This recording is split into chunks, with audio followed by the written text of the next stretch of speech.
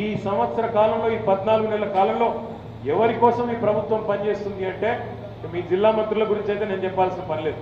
మరి అరాచకం. ఒక ఆయనేమో కేవలం ఆయన కోసమే ప్రభుత్వం నడుస్తున్నట్టు కాంట్రాక్టులు మొత్తం ముఖ్యమంత్రి నియోజకవర్గంతో సహా కాంట్రాక్టులన్నీ ఆ మంత్రి గారికి, అందుకే ఆయన మంత్రి గారు కాదు కాంట్రాక్ట్ మంత్రి గారు అని చెప్పినండి. అక్కడ నేను కొడంగల్ పోయినప్పుడు కూడా చెప్పిన కాంట్రాక్ట్ మంత్రి కోసం కమిషన్ల కోసం మాత్రమే ఆయన గారు పనిచేస్తున్నారు ముఖ్యమంత్రి గారు అని అక్కడ చెప్పిన.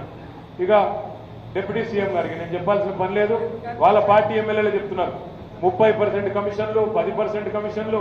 ఇంట్లో కూర్చున్నాళ్ళు కూడా ఇవాళ తెలుసా లేదా నేను చెప్పిన సీక్రెట్ జిల్లాలో తెలీదా తెలుసా? ఇక వ్యవసాయ మంత్రి గారు ఆయన కూడా చూస్తున్నారు మీరు.